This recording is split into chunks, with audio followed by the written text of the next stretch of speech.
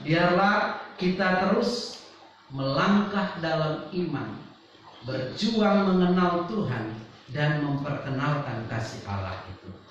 Mari Bapak Ibu Saudara, kita akan melandasi kebenaran firman Tuhan, membaca dari kitab Kisah Para Rasul. Kitab Kisah Para Rasul pasal 17 ayat 16 sampai ayat yang ke-23, tetapi nanti bahasan kita sampai 34. Tapi kita hanya membaca sampai 23, nanti saya akan menambahkannya. Kembali saya mengajak jemaat Tuhan bergantian membaca Kisah Para Rasul pasal 17 ayat 16 ayat 17 Bapak Ibu sampai ayat yang ke-23 kita baca bersama-sama. Paulus di Athena. Sementara Paulus menantikan mereka di Athena, sangat sedih hatinya karena ia melihat bahwa kota itu penuh dengan patung-patung berhala. Dan hari itu di rumah ibadat ia bertukar pikiran dengan orang-orang Yahudi dan orang-orang yang takut akan Allah, dan di pasar setiap hari dengan orang-orang yang dijumpai di situ. Dan juga beberapa ahli pikir dari golongan Epikurus dan Stoa bersoal jawab dengan dia, dan ada yang berkata, apakah yang hendak dikatakan si peleter ini? Tetapi yang lain berkata, rupa-rupanya ia adalah pemberita ajaran dewa-dewa asing, sebab ia memberitakan Injil tentang Yesus dan tentang kebangkitannya. Lalu mereka membawanya menghadap sidang Agabus dan mengatakan, bolehkah engkau mendengar mana yang engkau ajarkan ini? Sebab engkau memperdengarkan kepada kami perkara-perkara yang aneh. Karena itu kami ingin tahu, apakah arti semuanya itu? Adapun orang-orang Athena dan orang-orang asing yang tinggal di situ tidak memiliki waktu sesuatu selain untuk mengatakan atau mengenal segala sesuatu tentang Allah. Paulus pergi berdiri di atas Areopagus dan berkata, hai orang-orang Athena, aku lihat bahwa dalam segala hal kamu sangat beribadah kepada dewa-dewa. Sebab ketika aku berjalan di kotamu Dan melihat barang-barang pujaanmu, aku menjumpai juga sebuah mesbah dengan tulisan, kepada Allah yang tidak dikenal. Apa yang kamu sembah tanpa mengenalnya, itulah yang diberitakan kepada kamu. Amin. Ya, nanti kita akan belajar di ayat 24 sampai ayat 31 dan 34 berikutnya dalam khotbah. Bapak Ibu Saudara yang kekasih, kita akan belajar tentang memperkenalkan Allah yang hidup. Nah, Bapak Ibu, di dunia ini dengan segala budayanya, dengan segala kemajuannya, dengan segala keanekaragamannya, Allah tetap mengasihi dan menopangnya sampai hari ini. Untuk itu kita akan melihat ada beberapa golongan. Siapa dan apa yang dipahami golongan Epikurus dan Stoa. Dan mudah-mudahan setelah kita memahami nanti dari teks aslinya, kita aplikasikan apakah saya jenis golongan orang ini atau tidak.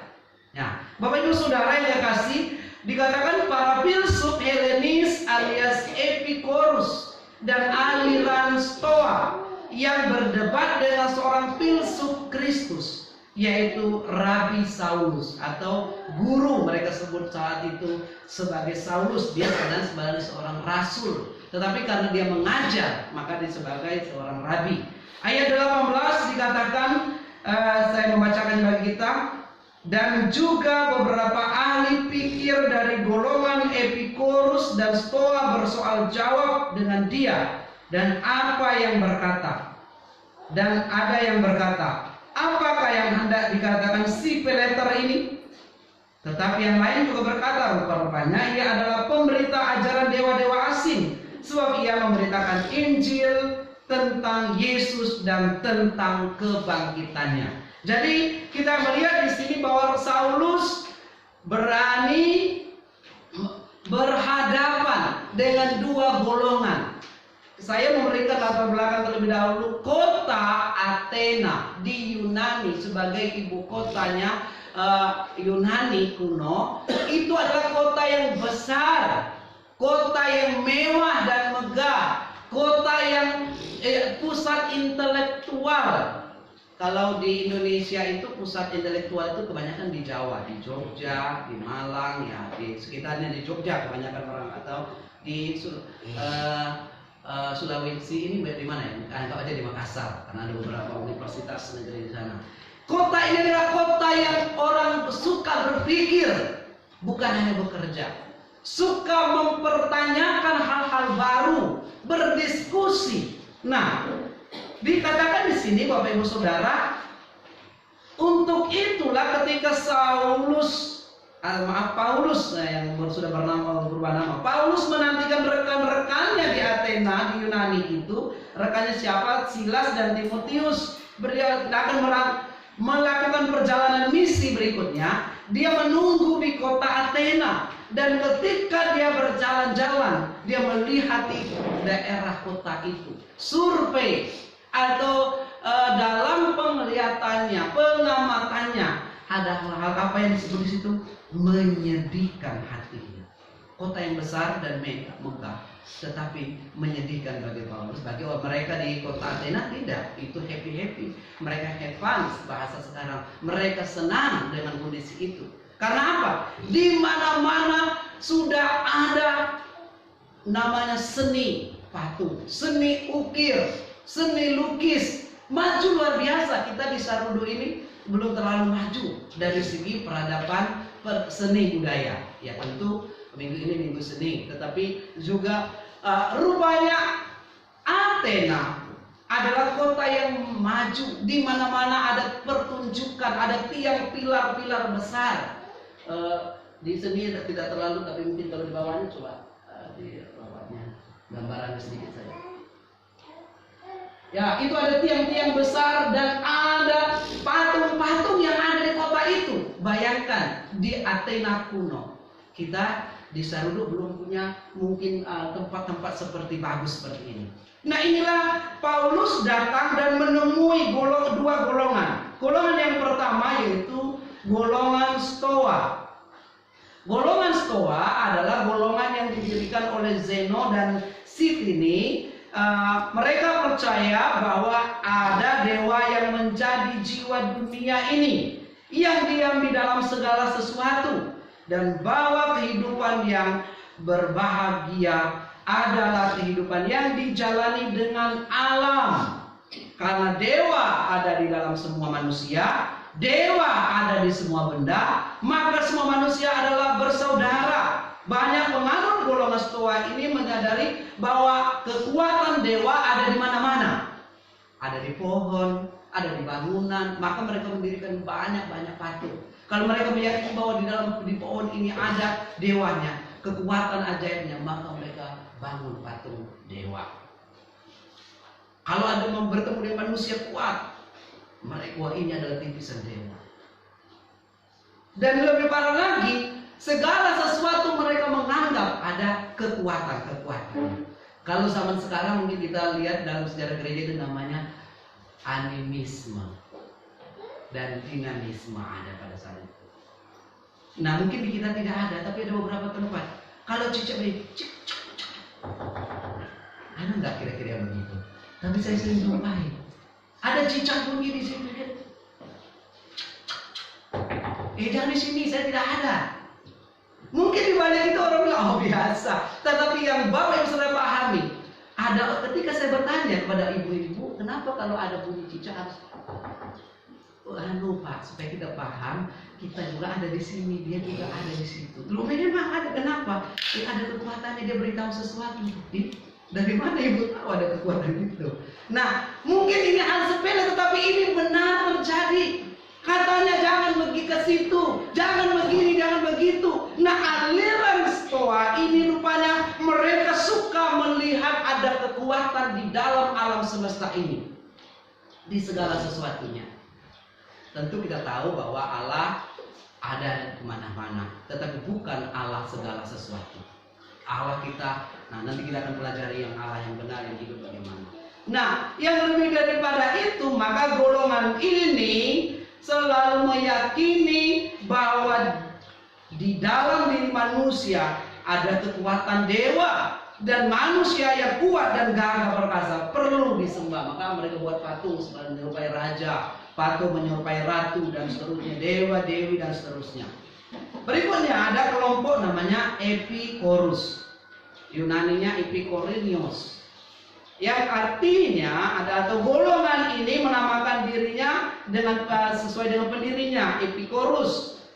Mereka mempercayai bahwa dewa memang ada, tetapi sama sekali tidak mempedulikan kesejahteraan manusia. Dewa itu jauh, dan menurut golongan ini tujuan utama dari hidup manusia adalah untuk mencari kenikmatan yang harus dicari di dalam kehidupan dalam bergembira. Jadi tujuan manusia apa? Mencari hal-hal yang enak. Bapak Ibu suka nggak yang enak-enak? Misalnya kue, suka nggak? Suka, itu enak. Tetapi apalagi yang mendatangkan enak? Banyak Allah, terutama di golongan Epikorus ini, mereka dikatakan dalam hal pikiran. Mereka akan mencapai kekuatan dewa atau mampu berpikir secara tinggi dengan banyak belajar, berusaha menenangkan diri, dan berusaha untuk mengambil waktu atau sugesti atau cara mengkusuk diri menjauhi hal-hal yang duniawi ini. Nah, aliran ini bertentangan satu sama lain, dua aliran ini. Yang Epikorus itu tentang kenikmatan. Mari kita hidup nikmat. Segala sesuatu yang mendatangkan nikmat, lakukan saja mumpung kita hidup. Tapi mereka tidak percaya akan hidup di hari kemudian. Mereka tidak percaya bahwa ada hari kebangkitan. Mereka tidak percaya manusia setelah mati nanti ya sudah. Bagaikan air yang bagaikan kendi yang jatuh, demikian jiwa manusia akan rusak pada akhirnya. Jadi mereka mempercayai itu saja. Filsafat Epikorus ini berpusat pada gagasan bahwa kesenangan adalah satu-satunya hal yang harus dan utama dalam hidup. Lakukan segala sesuatu yang menurutmu senang. Entah ketika engkau berbicara, entah ketika engkau makan, lakukanlah menurutmu engkau senang. Nah, inilah bertentangannya dengan apa yang Paulus mau sampaikan. Nah, Epikorus ini mengajarkan bahwa dewa-dewi jauh. Untuk itu, mari lakukan segala sesuatu. Dia tidak ikut campur dalam kehidupan manusia. Meskipun demikian, mereka sangat bahagia, dan tujuan itulah yang hendak dikejar oleh mereka selama hidup, yaitu kebahagiaan. Toh nanti kalau kita ketika mati selesai begitu saja, itu menurut mereka. Adakah orang-orang seperti itu? Tadi ada orang meyakini bahwa dewa ada di mana, kekuatan ada di mana-mana, Tuhan ada di mana-mana, bukan kekuatan dewa. Tetapi juga ada orang menganggap, lakukanlah segala sesuatu yang mendatangkan nikmat di perut, di leher, nikmat dalam hidupmu. Lakukanlah ini, percantik sedemikian rupa hidupmu, perkaya sedemikian rupa. Lakukanlah kesenangan itu. Toh nanti di sana kita tidak menikmatinya lagi setelah hidup ini. Nah, inilah pandangan golongan Epikorus ini, dan sangat menyedihkan, sehingga mereka berpendapat bahwa untuk itu dewa tidak mau berurusan dengan kita. Ya, kita sembah saja kesenangan-kesenangan kita. Apa yang dia lakukan? Nah, golongan Stoa dan Epikorus ini sangat bertentangan dengan apa yang mau dibawa oleh Paulus. Bapak Ibu Saudara yang kekasih, poin yang kedua yang kita akan pelajari di sini, yaitu cara Paulus memperkenalkan Allah yang hidup. Allah bekerja sampai hari ini, selalu saya sampaikan, berani bertukar pikiran di rumah ibadat dengan meminta hikmat Tuhan. Ayat 17 sampai 19. Mengapa ayat 17 sampai 19 dikatakan di sini cara memperkenalkan Allah itu, yaitu harus berani dulu. Bapak Ibu Saudara yang kekasih, Kita tahu bersama bahwa banyak orang juga tidak tahu mengenai Allah. Tidak mengenal Allah. Allah yang mana? Ya Allah. Yang mana yang besar? Di mana? Ya di sana, zatnya maha sempurna. Tetapi Allah yang kita, Bapak Ibu Saudara, harus kenalkan kepada dunia ini adalah Allah yang hidup. Bertukar pikiran di rumah ibadah adalah gaya hidup pada zaman itu. Di tengah intelektual muda maupun juga yang tua, mereka suka. Maka Rasul Paulus dia percaya, dia yakin dengan cara hidupnya, kepercayaannya, pegangan hidupnya, terutama Yesus Kristus. Ketika dia di dalam Yesus Kristus, segala sesuatu dianggap sampah. Maka oleh sebab itu, karena pengenalan akan Yesus Kristus, dia memperkenalkan kepada dunia Athena. Bagaimana dengan kita? Pengenalan akan Allah merupakan unsur sangat penting dalam kekristenan, karena tanpa kita tidak mungkin sungguh-sungguh mengasihi dan percaya Tuhan. Kita perlu mengenal Allah dalam pola pikir. Kita perlu mengenal Allah dalam hati. Kita perlu mengenal Allah dalam kehidupan sehari-hari. Bagaimana caranya?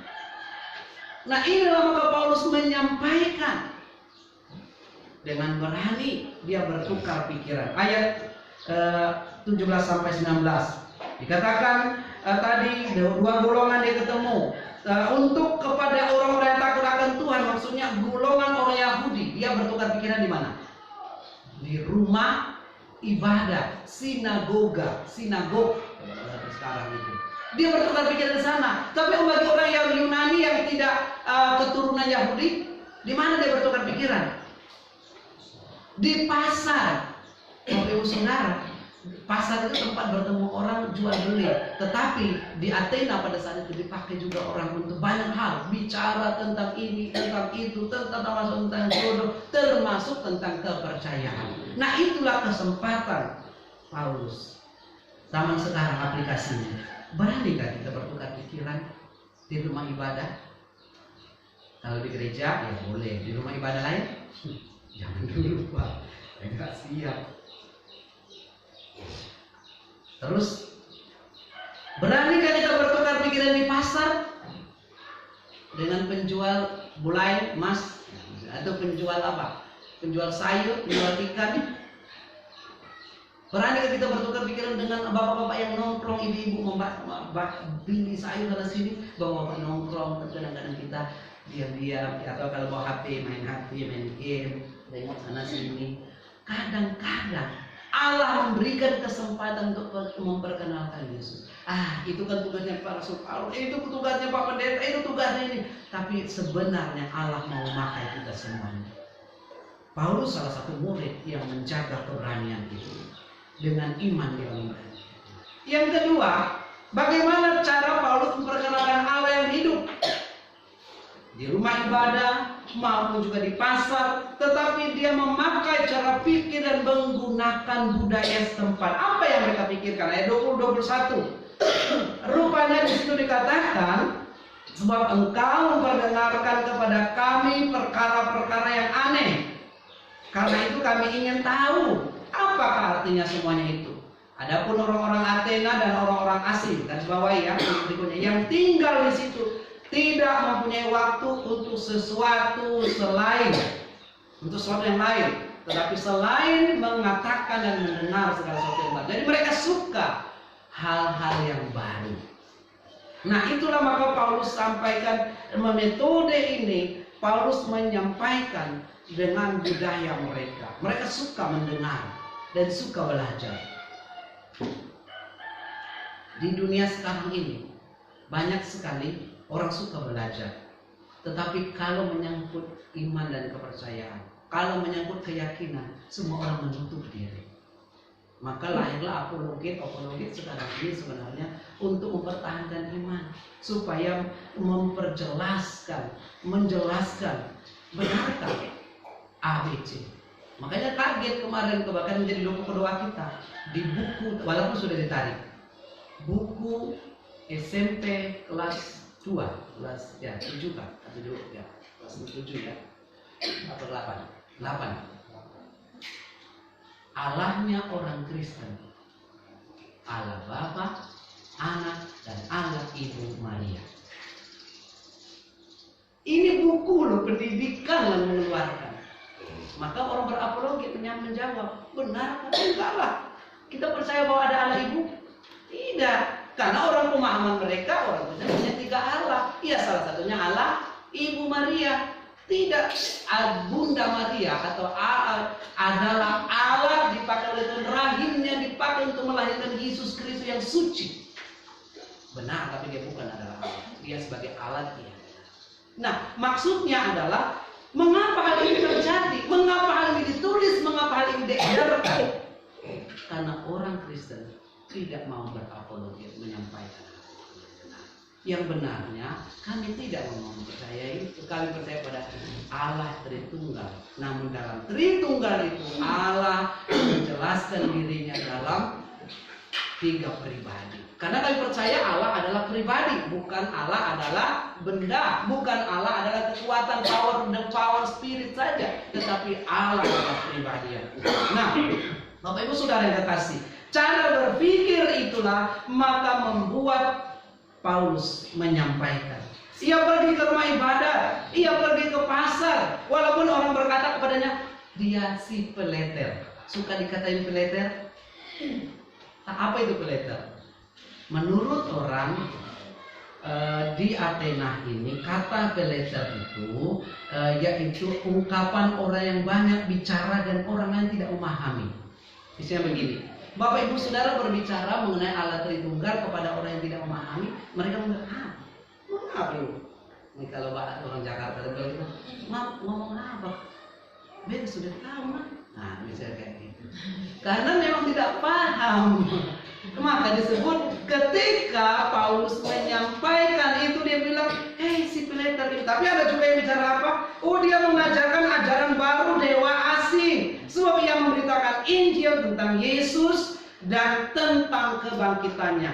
Nah, kata inilah yang membuat mereka mulai berpikir keras. Karena bagi golongan Stoa dan Epikuros tidak ada kehidupan setelah kematian. Bagi golongan ini tidak ada namanya kebangkitan. Ya mati saja. Makanya lakukanlah kesenangan selama masih ada. Umur manusia berapa sih? 70 sampai 90 tahun. Nikmati saja. Banyak orang demikian. Tidak mau mencari Tuhan. Nanti cari Tuhan itu. Nanti pikir ke gereja. Nanti. Padahal Tuhan berkata, carilah Tuhan dengan segala kekuatannya. Carilah wajahnya selama dia bisa ditemui. Nah, inilah golongan yang di hedonisme dunia sekarang ini.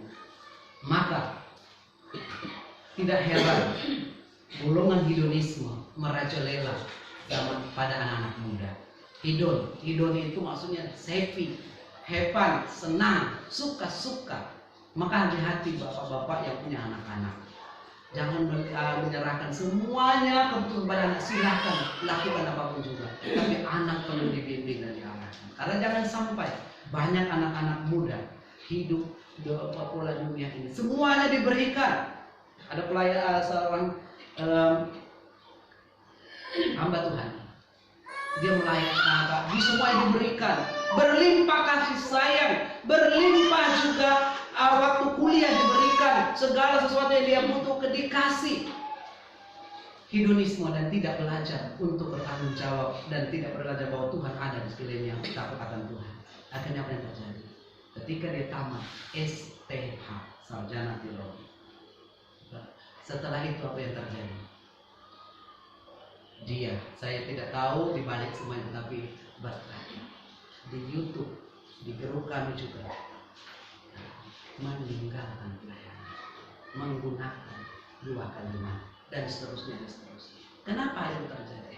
Karena dia merasa dalam kekristenan, kenapa ada penderitaan? Kenapa orang harus meninggalkan cara hidup yang lama, yang hepa, yang senang-senang? Kenapa wahai dan seterusnya?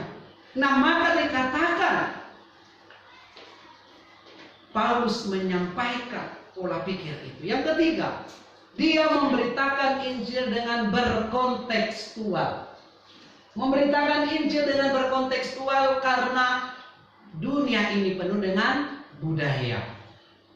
Maka minggu ini kita juga minggu budaya bagi maksudnya ya, pakaian adat, salah satunya budaya itu kan pakaian adat, ada juga cara bicara dan ngomong, ada masakan. Mungkin satu saat perlu kita bawa masakan masing-masing daerah. Nah, itu mantap juga, saya juga suka. Tapi jangan sampai nanti ada orang hedonisme, saya mau beribadah kalau makan-makan. Nah, itu juga saya bisa keliru. Tetap perlu makan itu, tapi bukan makan dengan tujuan akhir. Tujuan akhir kita adalah menikmati kuasa kebangkitan Kristus, menikmati satu sama lain hadirat Allah bersama dengan Roh Yesus. Nah, jadi berkontekstualisasi dimulai dari 22 dan 23. Ketika aku berjalan-jalan di kotamu, aku melihat. Jadi ada patung nih banyak, tetapi salah satu dewa pujaanmu. Bertulisan apa dalam bahasa Athena dan juga diterjemahkan di sini ada kepada Allah yang tidak dikenal. Kepada Allah yang tidak dikenal, itulah yang kuperdengarkan. Rupanya orang-orang di Athena, di banyak Allah dewa-dewa tadi itu mempercayai juga ada juga kekuatan yang tidak mereka kenal. Inilah yang Paulus perkenalkan.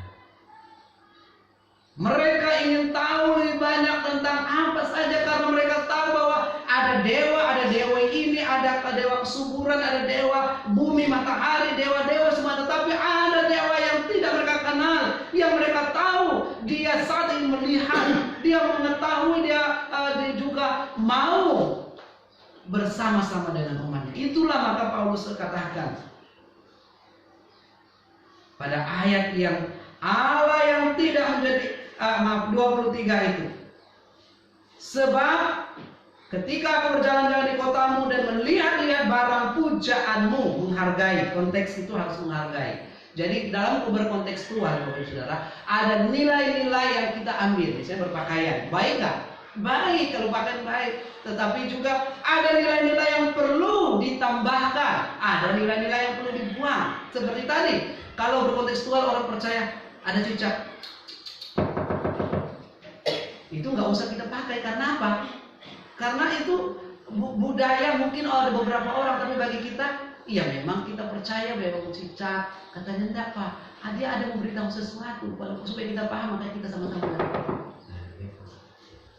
Kita mempercaya Allah ada di mana-mana. Amin.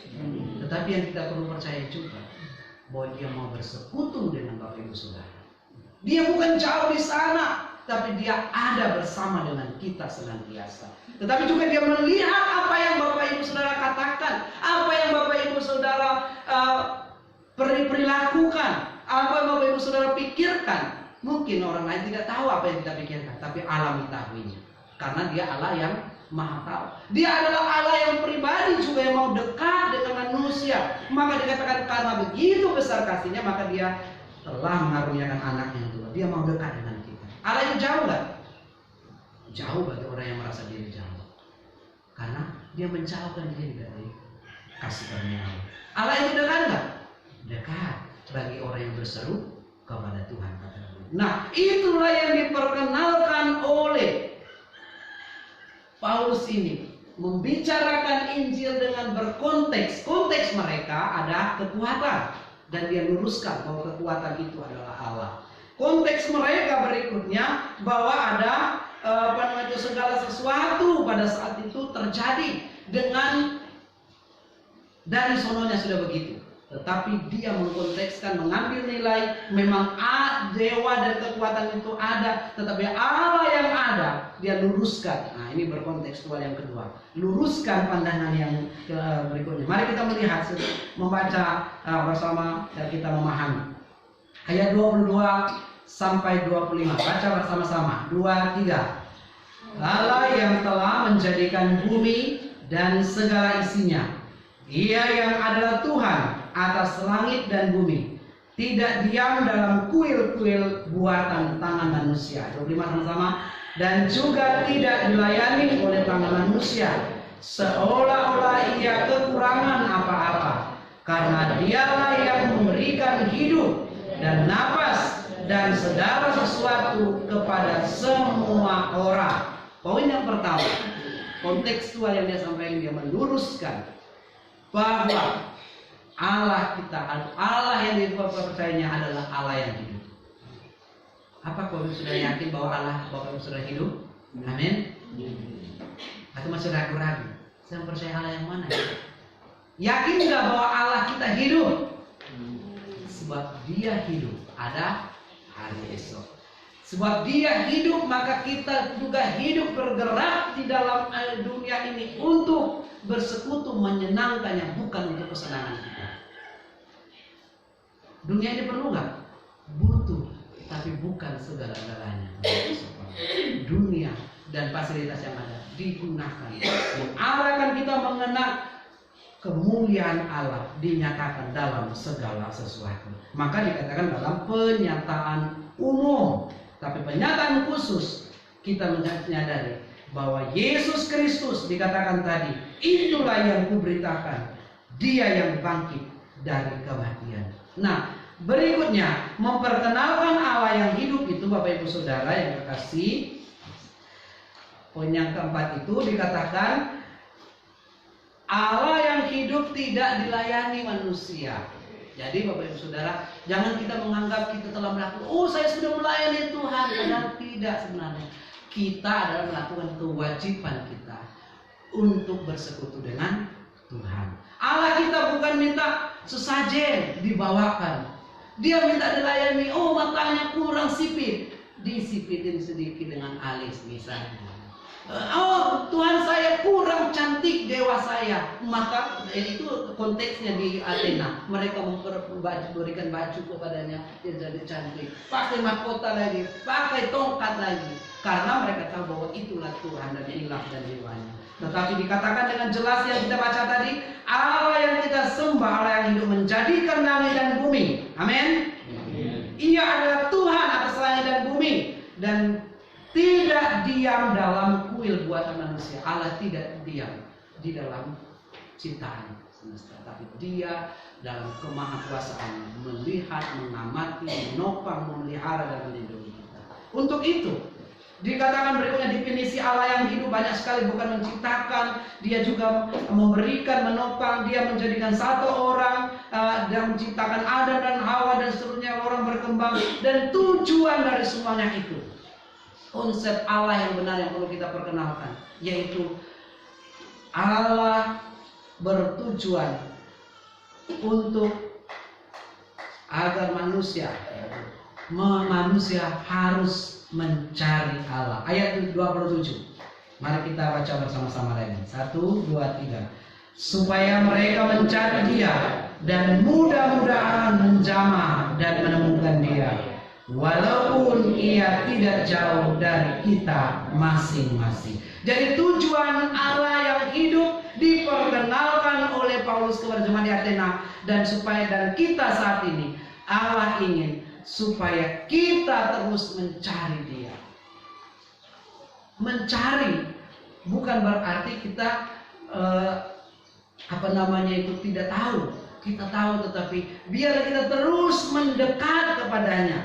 Dikatakan seberapa dekatnya Allah di hadapanmu, lihatlah dalam keseharianmu. Ketika engkau tersandung, apa yang kau sebut pertama? Oh mama, nah itu berarti mama yang dekat di lidah kita kan. Tapi ada juga yang dikit-dikit orang dari Yesus. Ah, berarti Yesus yang mungkin dekat dengan lidahnya. Amin. Atau permisi, ada orang yang tersandung kata-kata yang nggak benar keluar dari mulutnya. Jadi apa yang dekat dengan dia? Itu yang dia ucapkan. Nah, untuk itu mari carilah Allah dengan kekuatannya ketika dalam persoalan hidup seperti orang di Athena. Jangan hanya kesenangan dunia ini, tapi carilah Tuhan dengan kekuatannya. Ia benar-benar ada dan Ia benar-benar dekat dengan manusia. Ia ada bersekutu dengan kita, bergerak di dalam kita dikatakan, tetapi juga Dia juga tidak mau kita hidup di dalam manusia lama kita. Yang kedua, tujuan Allah memperkenalkan dirinya kepada manusia supaya manusia hidup beribadah dengan benar. Maka kita datang ke gereja untuk apa? Beribadah. Jangan kita berpikir saya datang ke gereja biar pamer baju baru. Itu Salah. Motivasi yang benar adalah datang ke gereja beribadah. Tetapi juga jangan hanya di gereja saja. Di rumah pun kita harus beribadah, panggil nama Tuhan. Sebelum makan paling tidak kure semangat Tuhan, kata orang Toraya. Terima kasih Tuhan. Thank you Lord. Atau ada nyanyi sederhana. Atas segala makanan. Ini waktu masih kecil saya diajarkan ketika saya mulai percaya. Kami mengucapkan amin. Terima kasih Tuhan Yesus. Amin. Nah, maksudnya belajar untuk bersekutu dalam Tuhan. Dan tujuan, karena kita berasal dari keturunan Allah, kita tidak boleh berpikir bahwa keadaan ilahi sama seperti emas. Allah tidak bisa disamakan dengan perak buatan tangan manusia, ayat 29, atau ciptaan kesenian dan ahli manusia. Allah adalah Allah yang dahsyat, Allah yang maha kuasa dan mau bersekutu dengan manusia, yang mau hidup dalam poin yang terakhir ini, yaitu pertobatan. Jadi Bapak Ibu Saudara, kekristenan berbicara terus menerus hidup dalam pertobatan, berubah.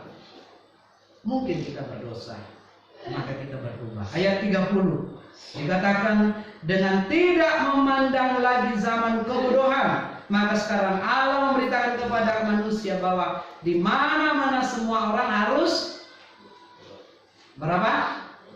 Bertobat. Bukan semua orang harus menyenangkan dirinya sendiri. Happy, have fun, harus terserah semau lo. Tidak. Di mana-mana orang harus bertobat. Gaya hidup inilah yang harus kita tobat. Apa yang perlu kita bertobat?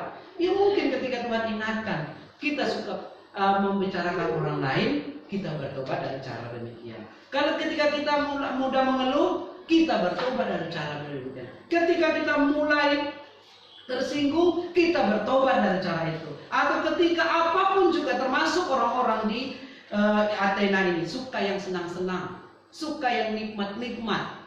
Ya pada saat haus seperti ini suka kita apa? Air es. Tapi saya bertobat dengan air es. Sebenarnya ini kenapa? Nikmat nggak kalau Bapak Ibu sudah haus minum es, apalagi es manis? Bayangkan dulu, enak sekali. Tapi saya bertobat kenapa?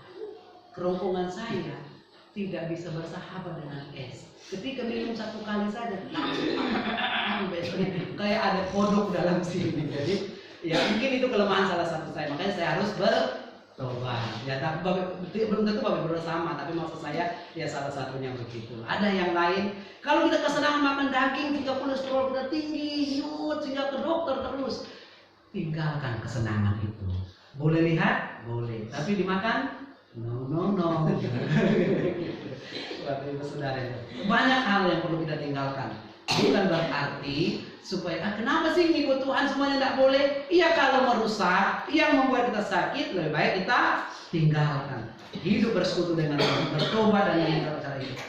Aplikasinya, ketidaktahuan akan Allah membuat banyak orang tidak memiliki hubungan yang baik dengan Tuhan.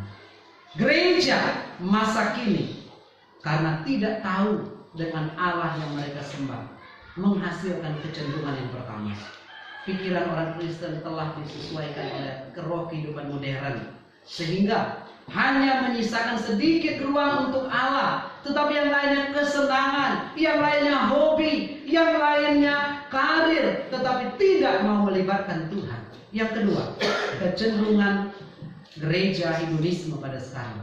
Pikiran kita dibingungkan oleh skeptisisme modern dan naturalisme. Bagaimana caranya kita tidak mau